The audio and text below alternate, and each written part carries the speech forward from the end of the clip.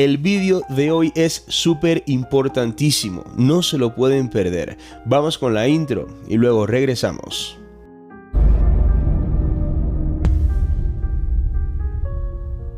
Hola chicos, ¿qué tal? Bienvenidos al canal, bienvenidos a otro vídeo acá en Le Magnes. Y como les decía al principio, hoy vamos a trabajar un súper tema en inglés, súper importante, the word order, ¿ok? El orden lógico o cómo nosotros podemos formar enunciados en inglés correctamente sin afectar en este caso la gramática, ¿ok? Vamos rápidamente con la explicación para no hacer que el video sea extenso e ir al grano, ¿de acuerdo? Bien, vamos a comenzar hablando entonces de cómo debemos formar correctamente un enunciado en inglés. No quiere decir que no lo podamos utilizar o decir de otra forma, pero gramaticalmente debe ser así o contar al menos con esta estructura. So we're gonna have subject, we're gonna have verb, object, place and time finally. Ok, primero comenzaríamos con el sujeto, luego viene el verbo, luego el objeto que viene siendo el objeto del verbo, ok, que es lo que realmente es donde recae la acción, ¿ok? Luego viene el lugar, que es place, donde se desarrolla esa acción. Y finalmente podemos agregarle la hora, the time, ¿ok? Ese sería el orden que nosotros usaríamos, por ejemplo, para hacer un enunciado en inglés correctamente siguiendo los patrones gramaticales. Ahora, eso es lo primero. Vamos a poner un ejemplo a ver qué tal y si cumplimos o no con esta regla gramatical, ¿de acuerdo? He plays the drums in his room every night. Okay? He plays the drums in his room every night. O sea, él toca en este caso los tambores, la batería en su habitación cada noche. Aquí al final pues no tenemos una hora como tal, pero tenemos una expresión de tiempo, una frase de frecuencia que nos dice precisamente cuándo es que esta persona realiza la acción. Entonces no necesariamente tenemos que poner una hora determinada, ¿ok? Eso ahí puede variar.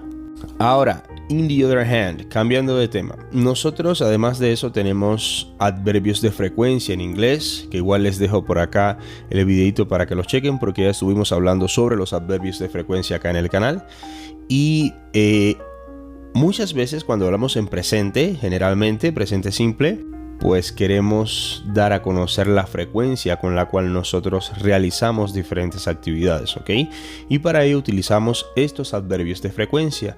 Los recordamos rapidito, los principales. Tenemos usually, tenemos always, never, sometimes, rarely, seldom, ¿ok? Bueno, más o menos son los que generalmente se ocupan.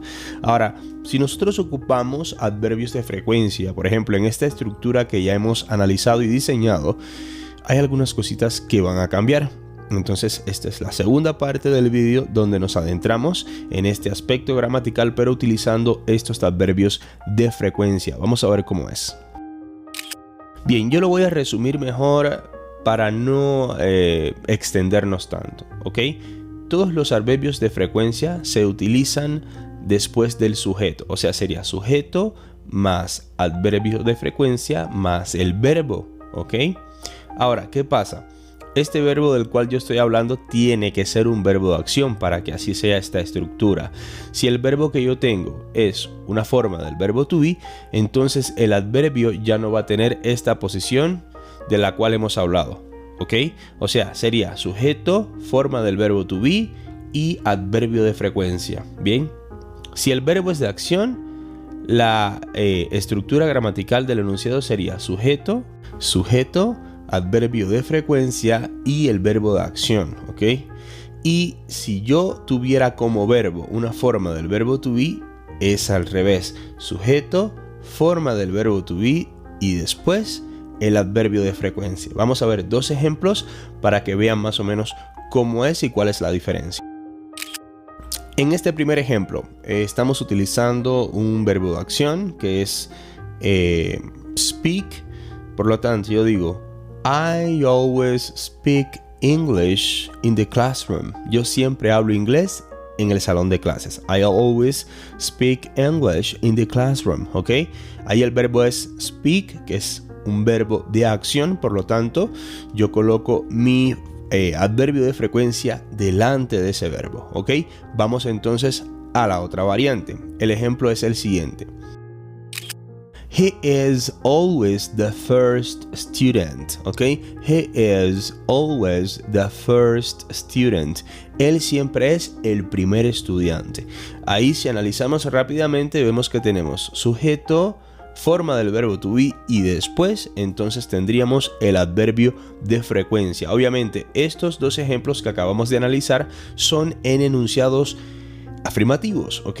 Vamos a checar ahora en un enunciado interrogativo a ver si hay alguna estructura o no. Bueno, aquí es muy sencillo. Si en el enunciado que nosotros tenemos, el verbo que tenemos es de acción, ¿cómo lo vamos a volver interrogativo? Muy sencillo. Digamos, I always speak English in the classroom, ¿ok?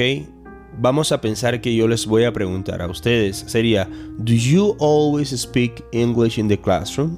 Do you always? O sea que si el verbo es de acción, yo voy a utilizar el auxiliar que le corresponde al presente simple, que en este caso es do. Voy a comenzar el enunciado interrogativo con él, luego viene el sujeto y finalmente viene el adverbio de frecuencia con el verbo. O sea que hay un cambio aquí, ¿ok? Do you always speak English in the classroom? Sería así.